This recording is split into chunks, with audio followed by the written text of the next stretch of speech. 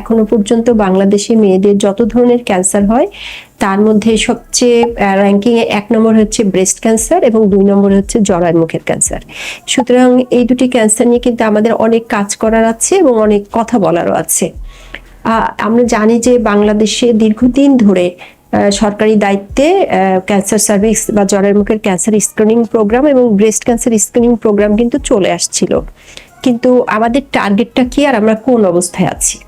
আমাদের টার্গেট হচ্ছে 2030 সাল নাগাদ 90-70-90 বলা হয়ে থাকে, অর্থাৎ কিনা প্রতি 100টা মেয়ের মধ্যে 90 জনের ভ্যাকসিনেশন কমপ্লিট করতে হবে, যে জন্য সরকার কিন্তু অল্প বয়সী স্কুল গোয়িং বাচ্চাদের মধ্যে 9 থেকে 14 বছর বয়সের মধ্যে কিন্তু ভ্যাকসিনেশনটা দেওয়ার কার্যক্রম অনেকখানি সাফল্যের সাথে এগিয়ে নিয়েছে। আর দ্বিতীয় হচ্ছে যে ক্যান্সার স্ক্রিনিং যে পরীক্ষা সেটা 100 জনে অন্তত 70 জনের হতে হবে, এবং যাদের স্ক্রিনিং পজিটিভ অর্থাৎ কিনা যাদের মধ্যে জরায়ুর মুখের স্ক্রিনিং করতে গিয়ে কিছু পরিবর্তন ধরা পড়েছে বা তাদের ভবিষ্যতে ক্যান্সার হওয়ার ঝুঁকি বেড়ে গিয়েছে, তাদের কিন্তু চিকিৎসা কমপ্লিট করতে হবে। যতজন এইভাবে ধরা পড়লো তার প্রতি 100 জনে 90 জনের এই চিকিৎসাটা কমপ্লিট করতে হবে। এটা হচ্ছে আমাদের বিশ্ব স্বাস্থ্য সংস্থার একটা ডিমান্ড।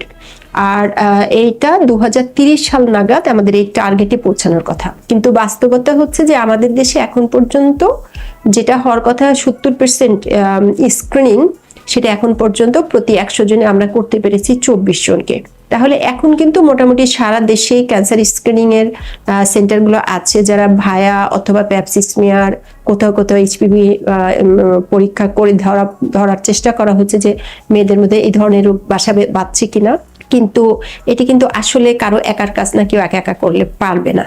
তো এবছর 2026-এ যে বিশ্ব ক্যান্সার দিবস উপলক্ষে যে থিমটা সেটা খুবই মজার। সেটা হচ্ছে যে ইউনাইটেড ফর ইউনিক, মানে আমরা একসাথে হয়ে যদি কাজ করি তাহলে আমরা অনন্য কাজ করতে পারবো। অর্থাৎ কিনা এখানে কিন্তু বলা হচ্ছে যে আমাদের রোগীদেরকেও কিন্তু এগিয়ে আসতে হবে, যারা সার্ভিসটা নিবেন, ঠিক রোগী বলবো না, কিন্তু যাদের এই সার্ভিসটা প্রয়োজন আছে, যারা সার্ভিসটা নিতে চান, তাদেরও কিন্তু সচেতনতা অনেকখানি বাড়তে হবে।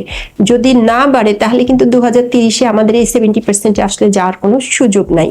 এবং ব্রেস্ট ক্যান্সারের ক্ষেত্রেও তাই বলবো যে ব্রেস্ট ক্যান্সার স্ক্রিনিং করার সুবিধা হচ্ছে যে ক্যান্সারটা হলেও একদম শুরুর দিকে যদি আমরা ধরতে পারি তাহলে কিন্তু চিকিৎসার সাফল্য সম্ভব। আর জরায়ুর মুখের ক্যান্সারের একটা বড় সুবিধা হলো যে ক্যান্সার হওয়ার বহু বছর আগেই পরিবর্তনগুলো আসে, যখন এটা ধরতে পারলে এবং চিকিৎসা করলে তার ক্যান্সার হওয়ার আর মানে ক্যান্সার হওয়ার কোনো সুযোগই থাকছে না। তো আসলে আমি বলবো যে নিজের স্বাস্থ্যের প্রতি আমরা সচেতন হই, সুস্থ থাকার জন্য যদি চেষ্টা করি তাহলে সরকারি ব্যবস্থাপনায় বেসরকারি ব্যবস্থাপনায় যে সমস্ত জায়গায় এই পরীক্ষাগুলো আছে সেই পরীক্ষাগুলো মানুষকে আসতে হবে এবং সেই পরীক্ষা আসলে করতে হবে নিজের জন্য। শুধুমাত্র তাহলেই কিন্তু আমাদের ক্যান্সার বিষয়ক সুস্থতাটা আমরা নিশ্চিত করতে পারি। আমি বিশেষ করে জরায়ুর মুখের ক্যান্সার এবং স্তন ক্যান্সারের বিষয়টা নিয়ে আমি আসলে বললাম। ধন্যবাদ সবাইকে।